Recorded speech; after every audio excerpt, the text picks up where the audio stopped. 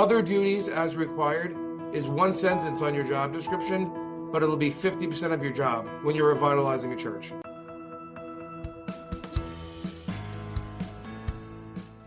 Hi, I'm Karl Vaters, and welcome to the Church Lobby, Conversations on Faith and Ministry. My guest in this episode is a return by Mike Rubino. We'll be talking about getting your church on the road to greater health. Mike is a pastor on Long Island, New York, and he's the founder and director of Church Revitalize, providing help for churches that need to revitalize their ministry through cohorts, coaching, and a whole lot more. He's recently put his experience and wisdom into the new workbook, the Revitalize Roadmap, Getting Your Church on the Road to Greater Health, which will be the subject of our conversation today. Some of what we'll talk about includes the difference between church growth and church revitalization, pastoral renewal, how to understand and fix your church's blind spots, identifying what he calls your God-given geographic responsibility as a church, and a whole lot more. And don't forget to stick around when the interview is done. I'll come back with my quick take on the pastor's spiritual and emotional health in church renewal.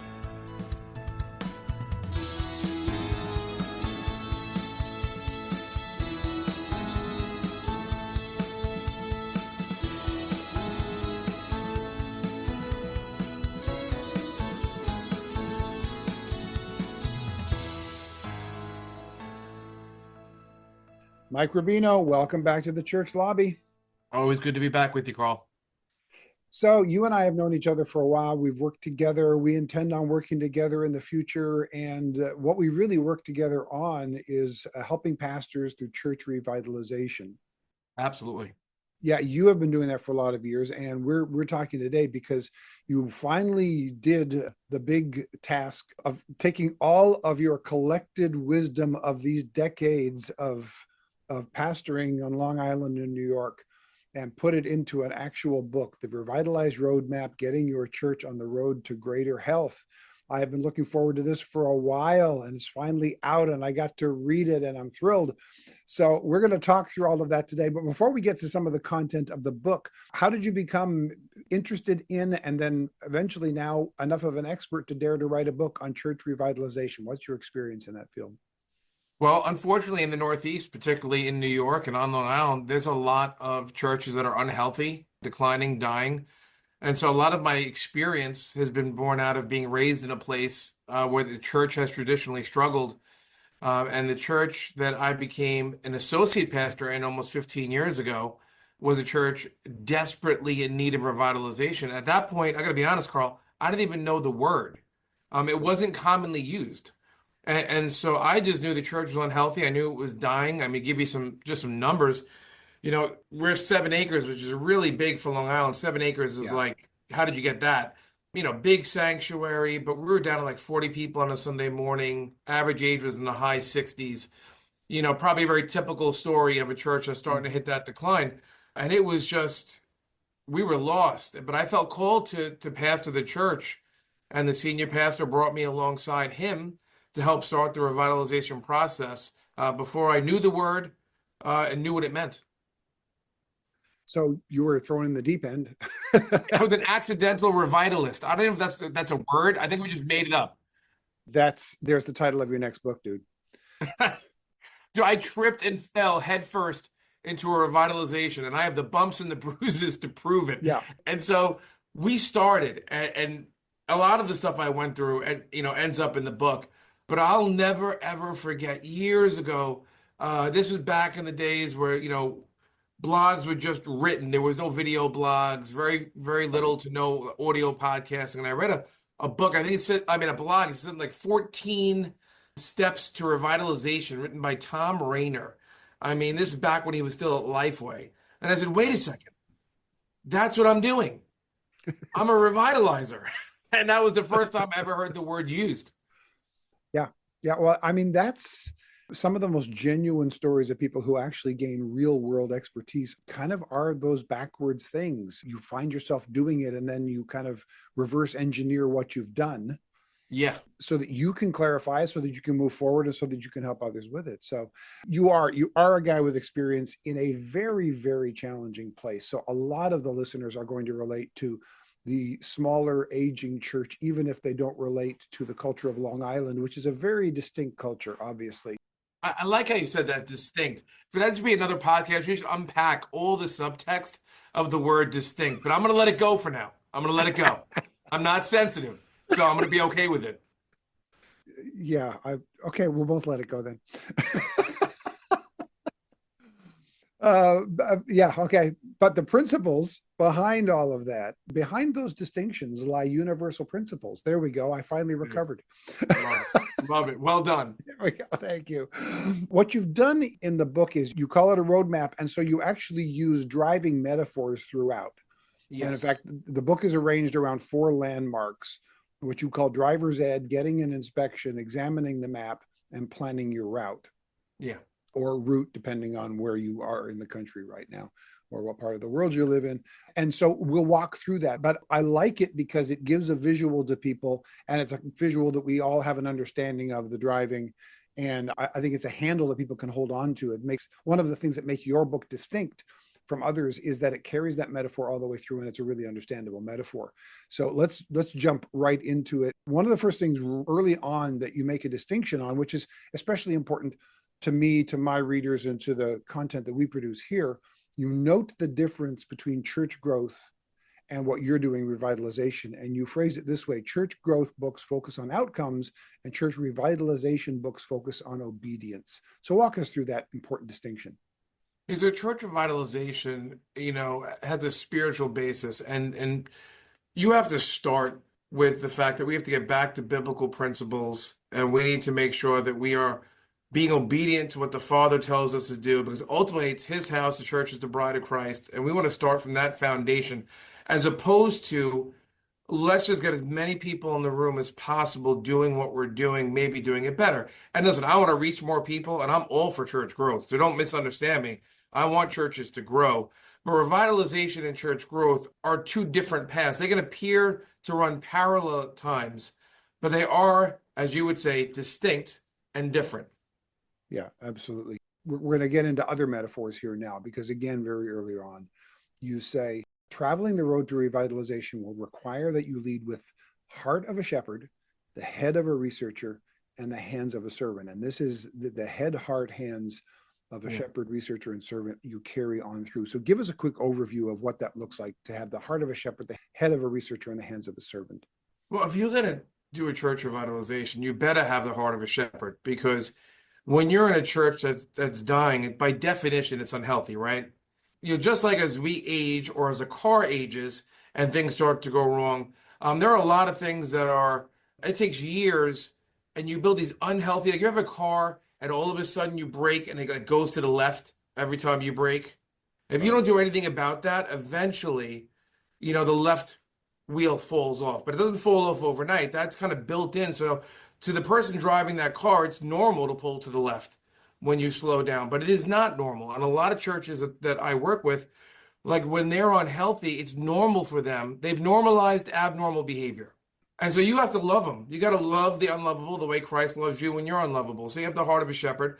When I say the head of a researcher, it means that you have to have the posture of a learner, someone who assumes they don't know it all, that you are going and looking and searching and actively seeking within the church and outside the church for new methods, for new schools of thought. And then the hands of a servant in the end, right? This is not, and I'm going to date myself right now. So I just turned 50 last year. This is not Lee Iacocca, 80s style great man leadership. Yeah. This really is, we are foot washers. So we really have to understand that a lot of this stuff, revitalization, will be accomplished with the two hands God has given you. It takes a lot of other duties as required is one sentence on your job description, but it'll be 50% of your job when you're revitalizing a church. Yeah. Yeah. One of the things that I immediately appreciated about this approach and the way you do everything is that you include all three of these, because it's very easy to find books that deal with the heart, others that deal with the head, others that deal with the hands, with serving, and some that even deal with 2 out of 3. And I think it matters if you need heart work that you find a book that just deals with the heart and so on. But when you're talking about church revitalization, if you leave any one of those three out, you're going to Yeah, have a really unbalanced approach. You can't just have, for instance, the head of a researcher in the hands of a servant and get in there and do all the practical stuff and not have a heart for the people, a heart for God's word, not be that's doing right. it from that point. But if you just do the heart and just the head, but you don't have the hands, nothing gets done. I mean, we could go through just the three of those, preach a sermon on what happens when you Yeah. leave just one of those out. Yeah, how you feel and how you think determines what you do, and all three are vital. The heart, the head, and the hands. If you really want to be a revitalizer, you have to be all in on all three. Yeah, oh, I love that. That's great. So we need revitalization because, as you point out in your book, the way you put it, by some estimates, up to 85% of all churches in North America are in need of some form of revitalization. Do you know what the determination is? Because you're pulling stats from others, but what is the determination? How do we tell whether or not a church needs revitalization to the point where we get that maybe up to 85% of churches do? So if your church is plateaued, in other words, it has not seen any growth in over 5 years, or is consistently, even slowly, but slowly, consistently declining over the course of 5 years, or your church kind of is even slightly growing, but the community around you is growing exponentially. There's a big demographic shift in our country, a geographic shift. You could be in need of revitalization. And unfortunately, by multiple standards, spiritually and just numbers and practically speaking, most churches will fall into this category, which will only increase over the next few years. Yeah. One of the things that I also see is churches that appear to be good on the surface. Maybe their numbers are solid, maybe even up, but the community is changing around them and the congregation is looking less and less like the community around them. And Yeah. so they can be late to the realization that they need revitalization. And by the time they're aware of how disconnected they become from their neighborhood, they're so disconnected from the neighborhood, it's almost impossible to fix that again, rather than recognizing, hey, our community is shifting around us. It's different socioeconomically, or it's different ethnically, or whatever. And let's reach the people that are around us. And if you do it as you go, rather than waiting a little too late, it's definitely much better. So there's all kinds of ways to do it. Some of it's numerical, some of it's reflective of the community, and so on. But let's get to the first of the 4 points that you walk through, these driving points. The first one is driver's ed. We talked about a little, the sub point of that is a pastor's heart, head, heart, home, and hands. So you add an extra one, that home, to this one. But let's walk through the 4 of these. So you say the first step in church revitalization is pastoral renewal. Yeah, Because if you as the driver can't see straight, you won't get very far down the road. So that's right. in the mirror first. You have to, because first of all, the numbers are even scarier when it comes to emotional health for pastors, pastoral burnout statistics. Most pastors don't have a close friend. That sounds like, oh, that's a huge thing to not have a close friend, have no one you can confide in. Their families are struggling, they're emotionally struggling. And part of the problem, I just love just being raw and honest, is a lot of the guys I work with, they did amazing in seminary. And they did amazing. They've been faithful, Carl, for decades serving a bride, right? But what they were trained to do doesn't really exist anymore. Like they can still preach, they can exegete a passage, but when they started ministry, America was a different place. The family unit was very different. Culture was very different. So they had Sunday morning, Sunday night, and Wednesday, like 3 to thrive. And there was a few volunteers that did a few things here and there. And there was no technology and there was no other things added, and no social media. I mean, live streaming. So part of like the problem is pastors get very discouraged because what they know how to do doesn't line up with what needs to be done anymore. And if you're in a church that largely has a similar age group, right, they're probably in the same boat you are. No, absolutely. No, it's been easily 25 years ago that I first heard, and I don't know where I heard it from, that I first heard in the future of ministry, adaptability is going to matter at least as much as experience. Yes. And what I've discovered since then is that if you are not adaptable, your experience can actually be more of a burden than a blessing. Yeah. You're going back to dried up wells, and then just the emotional piece. And one of the things we've done, I mean, we've surveyed, hundreds of pastors across the country. And I'm telling you, across the board, we've seen some real constants. in regards to pastoral health and church health, but in regards to specifically pastors' emotional health, so many pastors are struggling emotionally.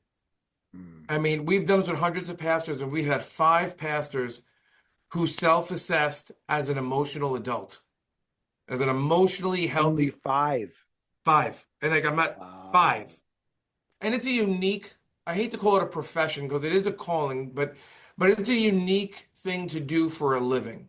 And it does have some incredible pros, but man, there are some other cons. And if we don't learn how to emotionally process being betrayed by people that were our friends for 5 years because we replaced the pews with seats, and now we're their mortal enemy, but last year we were at Disney with their kids, hearing all these different burdens that we have to carry and our spouse has to carry, and our children actually witness firsthand. It's just so important that, you ever heard that phrase, physician, heal thyself? Hmm. Well, if we're going to emotionally invest in others, and as a shepherd, you certainly need to, I mean, you have to make sure that you're being invested in and you're investing in yourself. Yeah, yeah. Well, let's take a quick walk through the four H's here that give people an idea of how to begin to assess their own emotional, spiritual, physical, and relational health. The first one you've got is the head. And you say, it wasn't until I began to understand how I was uniquely wired that I could maximize my personal strengths and minimize my Yeah. weaknesses. And in this segment, you say physical health is included in this as well. Oh, yeah, because you listen, the mind-body connection is real. And we know this, I'll put it simply. When you're hungry or you're tired, you're generally cranky. One Yep. affects the other. So when I talk about someone's head, usually their personality, their temperament, how they're uniquely made and wired. And I just think about the disciples and how different they were. And Oh, we're yeah. all different too. And so I had to understand who I was as a pastor and as a person, because if I didn't, I was going to continually make the same mistake. So I'm more of a Peter. Like if I had to identify with, a disciple, I'm more of a Peter. I'm more of a kick in the front door, jump out of the boat. If I'm not moving forward, I feel like I'm drowning. I didn't understand that this is how I was wired, and it wasn't all good either. Like there's some weaknesses to go along with the strengths. And so once I figured out what my personality was, and there's so many different free tools out there. The Oh, yeah. Kiersey temperament, that's free. 16 personalities, that's free. And so many things are free. And every time I took one, they all came back shockingly similar. And what that did for me as a pastor, Carl, is it forced me to say, wait, if all I'm doing is attracting other people that think the way I do, we're all going to have the same blind spot. Oh, yeah. And so it enabled me to go, okay, I'm the general. I'm going to do this, but I need an engineer. I need an architect. I need someone who thinks differently than I think. And that helped my ministry almost more than anything else that I've done. But I had Yeah. to figure out how I was wired first. Yeah. Yeah. It's a crucial thing. And self-awareness is, I'm going to say, it's not possible without some outside help, without, Correct. if it's not a test, with somebody in your life who you pay attention to, who tells you who you are, because you only have the view from the inside. You can't have the view from the outside, and you need somebody who has the view from the outside to be able to see that. That's the head. The second one then is the heart. And you talk about how your wife, Heather, a good friend of Shelley's and mine as well, you say, it wasn't until Heather, your wife, confronted you that you realized how spiritually disconnected you had become. So how do we become so spiritually unhealthy, and how do we begin to restore that? And Yeah. especially in ministry, because everything we do is about Jesus and the Bible. And it's easy. I think it may be easier for us to deceive ourselves on our spiritual disconnection than for most others, because we spend so much time in this space anyway. Yeah, we confuse what we do for Jesus with who we are in Jesus. And so I went through that phase of my ministry, and I didn't pick up on it. Just to your point, like I couldn't see it because everything I did was for Jesus. It was for the church.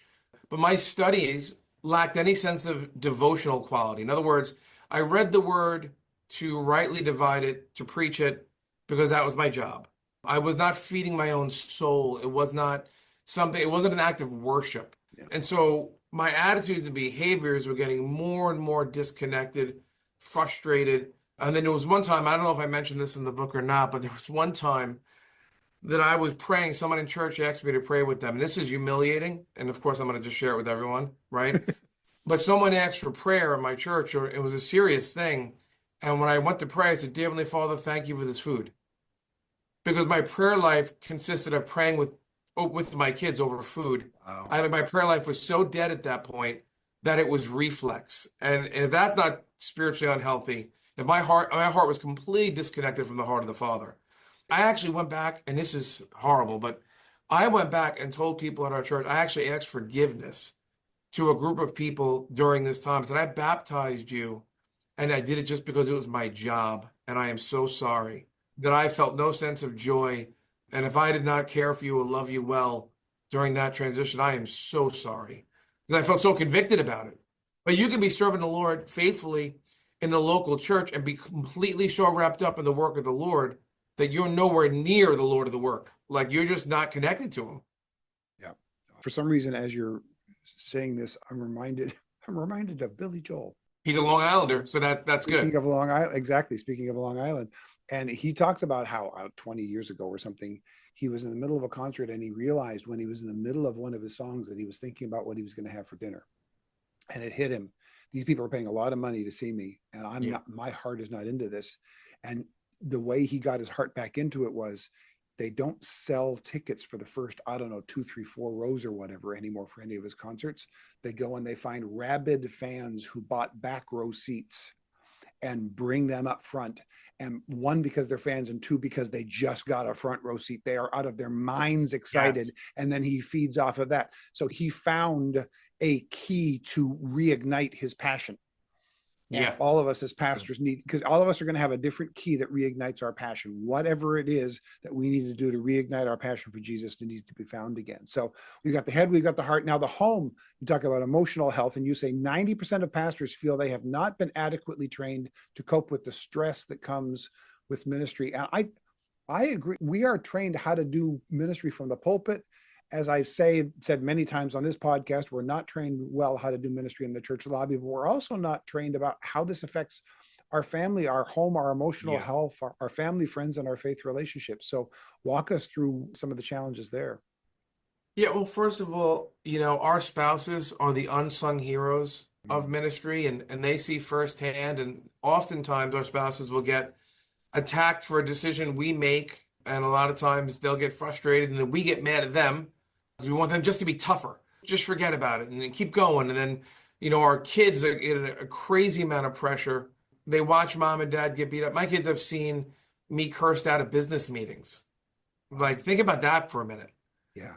Yeah. It's a miracle they still want to attend church, even though, my daughter is away at college and she still loves the church. She loves Jesus.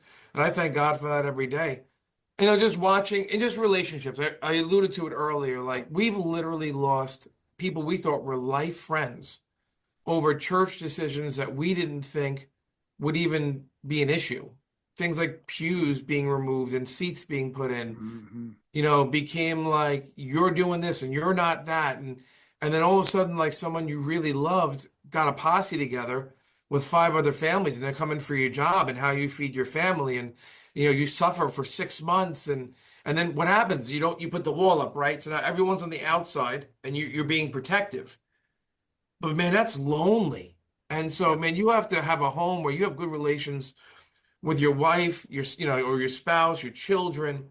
You have to have friends. Oh my gosh, you got to have friends. And sometimes that has to be even outside of the ministry, but you got to have somebody. Yeah. No, I agree. Several years ago, when we were going through a particularly difficult season at the church, and it just seemed like every time I turned around, somebody was mad at me for something.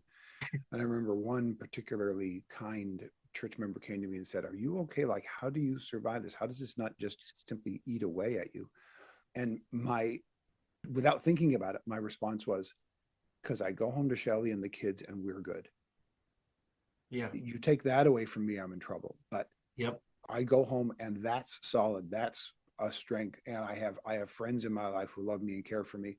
I have a safety net. I have a support system, and it's huge." And you're right. Most pastors don't have that nearly enough, and we don't spend enough time nurturing it. So when we pour all of our passion, our life, and our time into ministry and neglect our family, then when the ministry turns bad, we don't have the family, the spouse to go back to be that strength, and we can lose everything really quickly. We can get ourselves in some really bad places. And now a short break to talk about something else. If you like the content you're hearing, Here are two things you can do to help us. First, forward this podcast to a friend. Secondly, consider becoming a financial partner on an ongoing or one-time basis.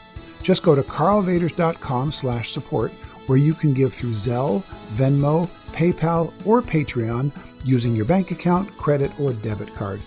This will help us as we continue to put these resources into the hands of the people who need them the most.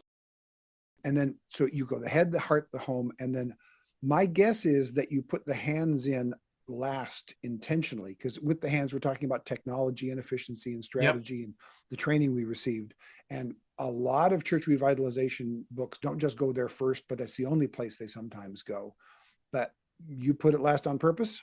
Yeah, that was intentional because listen, you could learn competencies, right? You could be trained, you could find tools, and we should always have as a disciple, right? We're a lifelong learner. And so Paul would be on the internet today. Paul would Oh, know yeah. how to live stream, right? Paul would be all over certain things. He'd be on social media. He'd be very controversial on X or Twitter, or whatever they call it these days. I don't think Paul would have a TikTok account, but I think Peter might. I think it's possible. Don't quote me on that, but listen, so tools are important, right? And we all have to just be humble enough to say we need to learn new things so that we can give a timeless message in a very timely fashion. And so, but it's not the main thing. It is an important thing. The other stuff, those are the urgent things. Your heart, right? Your heart, your head, and your home is so important. If those are right, then what you do with your hands will get better. Yeah. But if you're emotionally completely a wreck, I don't care how good you are with your live stream, it's not going to work out. Yeah. The strategies have to be built on that other foundation. Fully agree. That's right. So that's just one of the four. Let's go through the other three a little quicker, just to give people an overview of what it's like. That was driver's ed. You then get into getting an inspection, again, continuing the car metaphor. And here's another quote from you under getting an inspection. The inability to see what's around us with clarity is not just a problem in our churches, it's a problem everyone faces. And then you go through the 7 types of inspections, 7 types of churches that we discover when we inspect. So from the first one into getting an inspection, we're now looking at the church itself. So far, we've just been looking in the mirror at the pastor's life. Now we're looking at the church itself, right? Yeah, but you have to, because every road trip has someone who's driving the vehicle, but every road trip takes place in a vehicle, right? So every church has a pastor, every church has a congregation, a body, and they make up the vehicle by which ministry is done.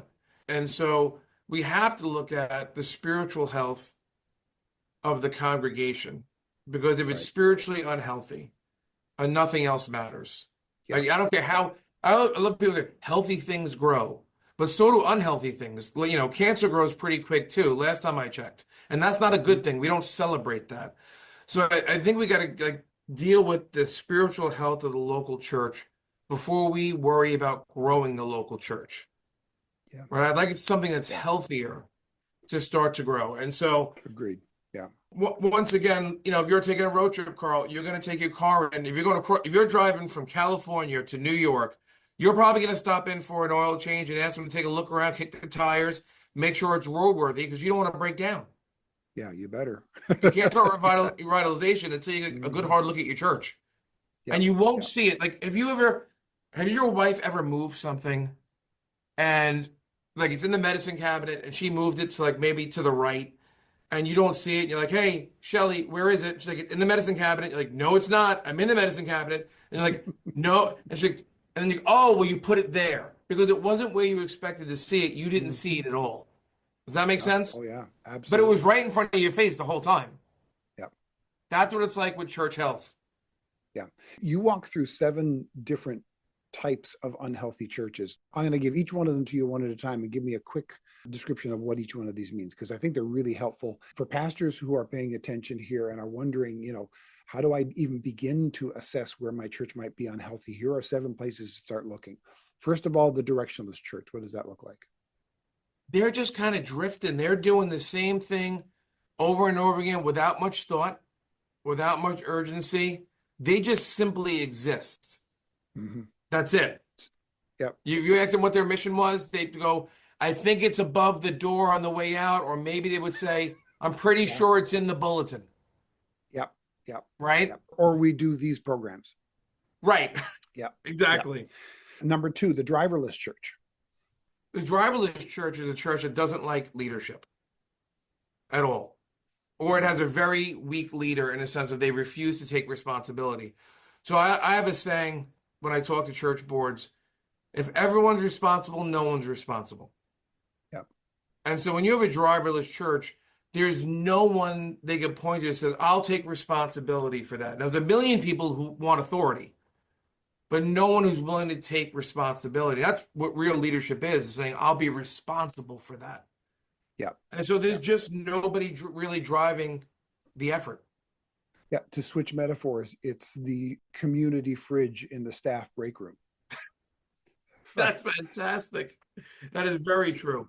You just know that thing is going to be a disaster in a week because nobody's responsible for cleaning it out. It's everybody's, so it's nobody's. Yep. That's right. That's a great way to put it.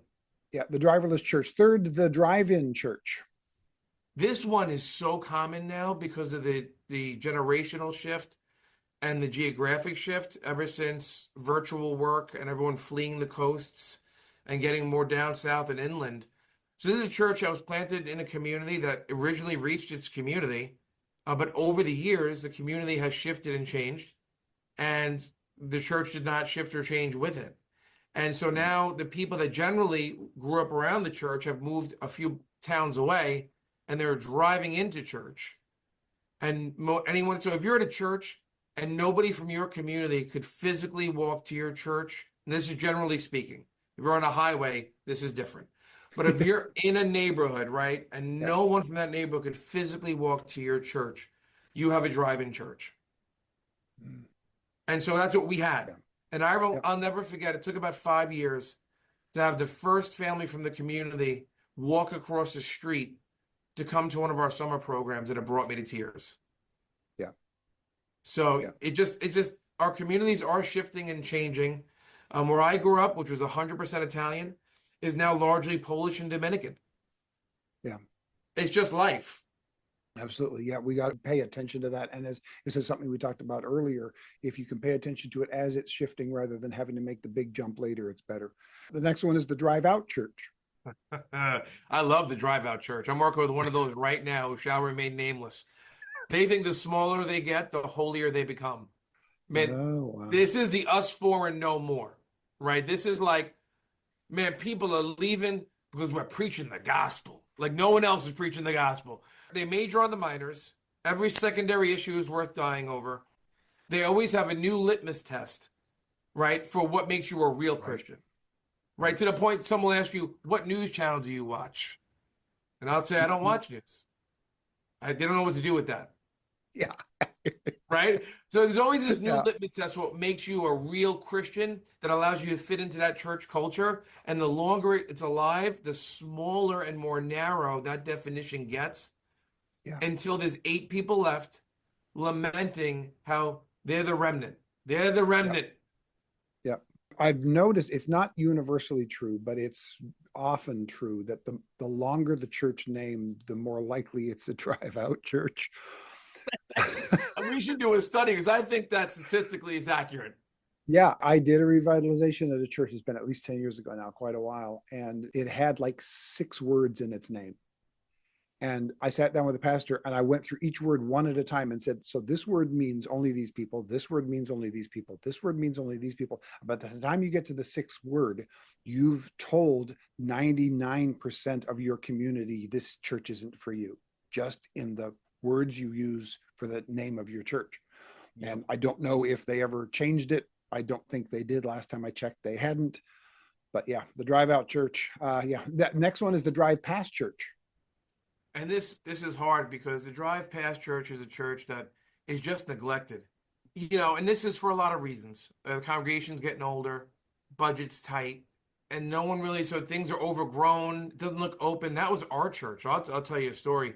When I first got here, I went in the neighborhood and just started asking people. I would see them on the block on a Saturday morning. Hey, like, what do you think about that church down the block? And a lot of people, probably about little over 50% said, oh, it's still open. Oh, wow. And I thought that was interesting. I said, so why is that? I said, well, the front's all overgrown and no one parked, no one's there on a Sunday morning. So what had happened, Carl, was all our members, it was easier for them, they were seniors, to park in the back. It was closer to where the sanctuary was. So on a Uh, Sunday morning, you literally, there was no one in the front parking lot. So between the cracks in the pavement and the weeds, and nobody parked there, they assumed the church had closed years ago. mm-hmm. My revitalization process started with park in the front parking lot. Let people know we're open. But you don't see that until somebody from outside the church tells you. That's why Yeah, I you've live got to next find out door. how I people see walk from to the church. outside. It never even Yeah, occurred to me. yeah. No, I hear you. Absolutely. So that's the drive past church. Then you got two more, the drive through church.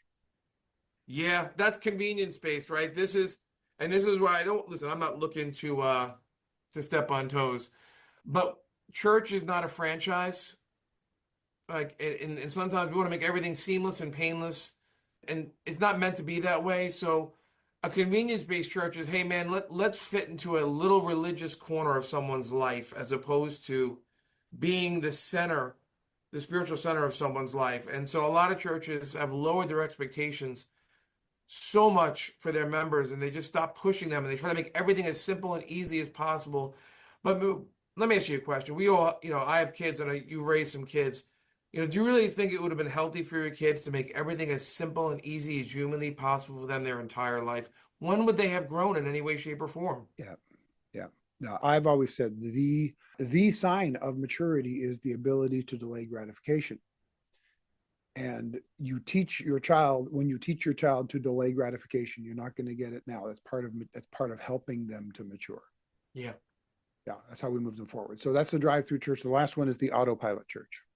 Yeah, that isn't, people will be, if we were listening, will be familiar with this statement. You've heard this statement or its cousin, which is, we've always done it that way, or we tried that once before and it didn't work, Mm-hmm. right? These are two statements that usually go together in some way, shape, or form.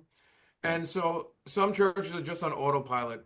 They literally set what they did in 1964, yeah, and they have confused their methodology with their theology, because the truth is, most of the time, their theology has drifted, but their methodology has become prominent and fixed in stone. And it yeah, should be the opposite, right? Our yeah, methodology should change, and our theology should become deeper, fixed in stone. yeah. Oh, yeah. I've been in too many places that have been like that in the last few years. So that's the first two. Let's get to, you've got driver's ed, getting an inspection. Let's take a look at the next one now, examining the map. So we've looked at the pastor, we've looked at the church, and now we're going to start looking at where are we going to head. And you start this chapter with a strong statement. Here it is. Your church is not a refuge from the community. It is a refuge for the community. But you note, one recent poll found that only 1% of churches have an ongoing evangelism effort.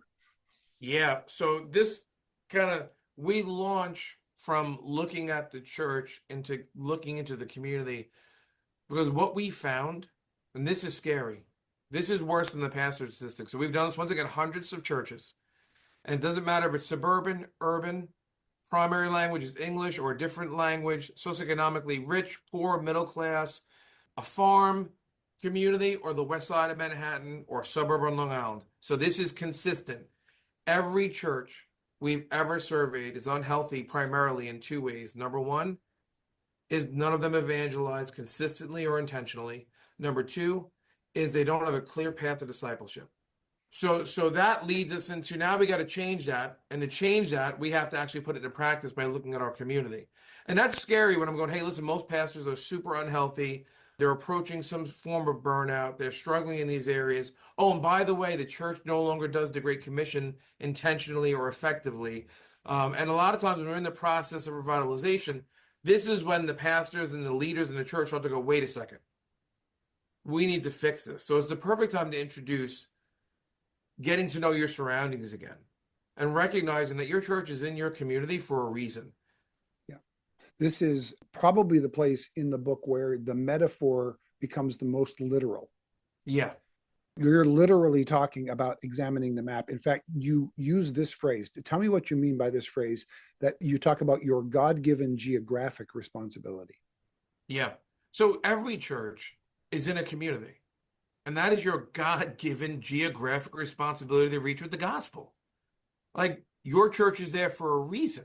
That's the reason. Not so you have someplace to go on Sundays, not so you have someplace to bring the kids and teach them morality. Your church is heaven's embassy here on earth for that community. They should see what a little bit of heaven looks like by what goes on in your church property.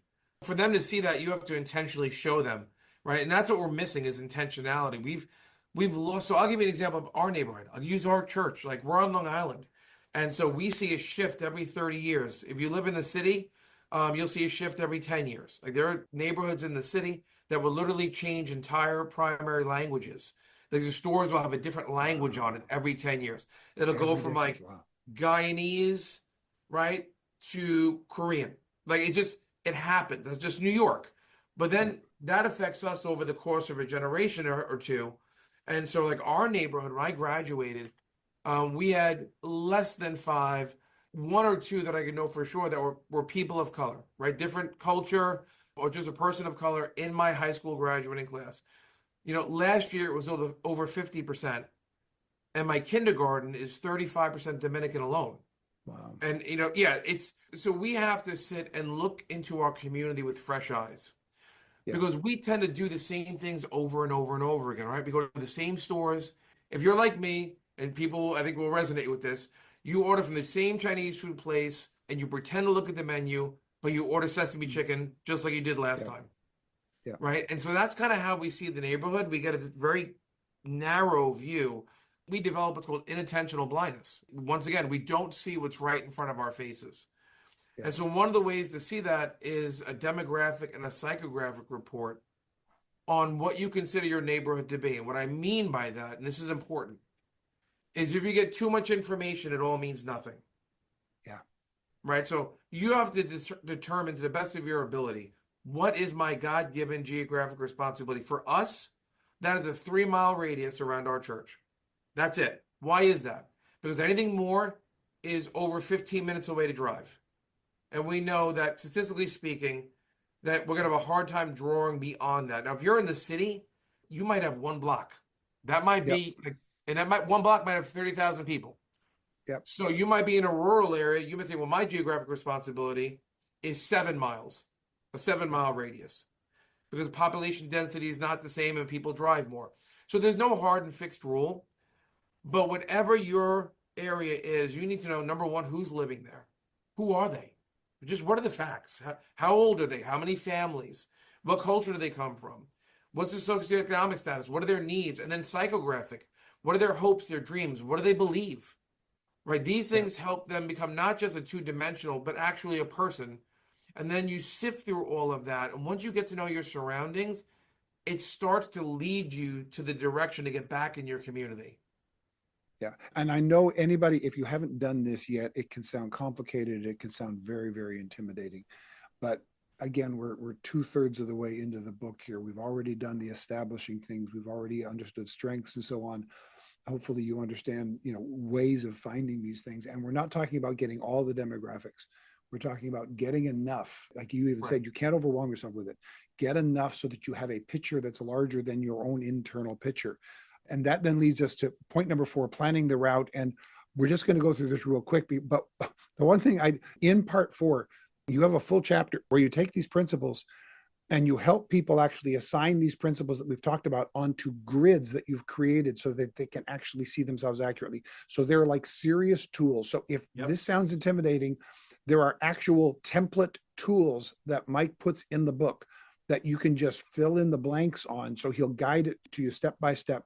And then it's fascinating to me. It takes until chapter 8, and I counted it, it's 85% of the way into the book. At 85% of the way into the book, you finally have this sentence. You are finally ready to travel the road to revitalization. Yeah. Yeah, 85%. Why does it take so long, and why is all that prep so important? Without the foundation, anything you build on that will crumble. So I wanted to spend a lot of time on the front end, making sure that the pastor and the leaders are healthy, that the church has a clear view of itself, where it's weak, where it's strong, and that they know who surrounds them. Once you have all that information, you've spent enough time in prayer, considering what's really going on, not what you thought was going on. Now you're ready because if I'm taking a trip to Orange County, California, Carl, the worst thing someone can do is say to get there quicker, jump in the car now. Mhm. Like without any planning, with any consideration, without looking whether I can afford to take the trip, the state of my car, if I'm ready, if I took my time. So I believe if you put in enough work on the front end, you'll be much more successful long term. Because remember, this is not a silver bullet. This is highly contextual. Whatever plan someone comes up with, their route is going to be their route. Not what Mike Rubino did at Cornerstone Yeah. or a church did in Michigan. This will be what God wants to do in their church. And so it has to be highly contextual. So we got to get them to that point first. Yeah, absolutely. Again, if this sounds intimidating, especially the demographic stuff and the mapping stuff, don't let it intimidate you, because chapter 4, the last 20 to 25% of the book, has actual templates that walk you through it. You can just put the numbers in. So it's very, very practical way that he can help you get to where you need to go. And we're going to conclude with the lightning round in a moment. But before we do that, we're going to do some bonus material with Mike on hazards to avoid on the road to church revitalization. And again, he uses the car metaphor again. So we're going to talk about driver error, car problems, route recalculations, passenger problems, and refilling the tank. Some common things that as we're going through to be aware of. So we'll do that in the bonus material. So if you want the bonus material, go to karlvaters.com/support. If you become a monthly supporter, you will get, in addition to other things, you'll get the weekly newsletter, and that will have all the links to all of the bonus material. Or if you just want the bonus material alone, you can get that for free. karlvaters.com/subscribe gets you the weekly newsletter. Either way, you can get all of the bonus material from all of our guests, including hazards to avoid on the road to church revitalization with Mike Rubino. But before we conclude this interview together, let's take a look at, you conclude the book with 3 steps to get started.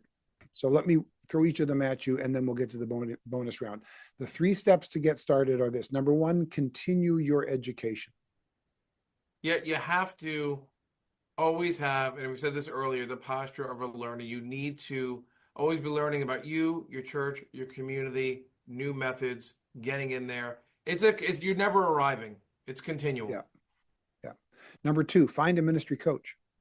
Yeah, this is a home run. I mean, this is what has blessed me tremendously. I've had a real good list of ministry coaches that have invested in me and helped see things clearly and helped move me in the right direction. So a coach is invaluable to help you see some things better, also just to encourage you and challenge you. But a Yeah. ministry coach to me is vital. It's underutilized. Okay. Number 3, join a ministry cohort.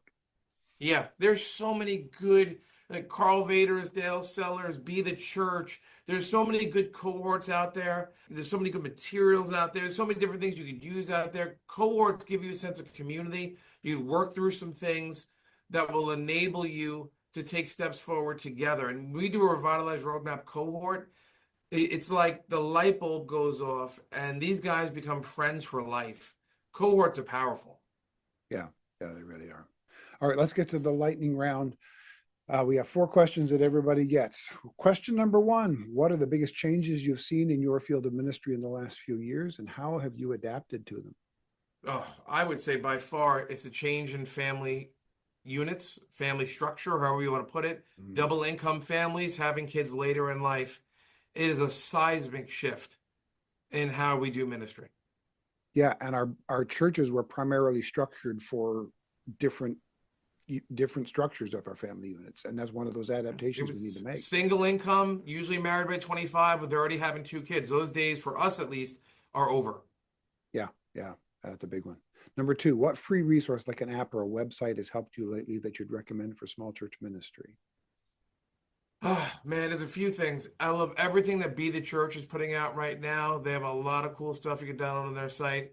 Probably this is inexpensive, so this is paid, but inexpensive. Crucial Conversations is a book that has really, really helped me. And if you're going to be a revitalizer, especially, the ability to have hard conversations will be key to part Okay, of your success. So Crucial Conversations, incredible.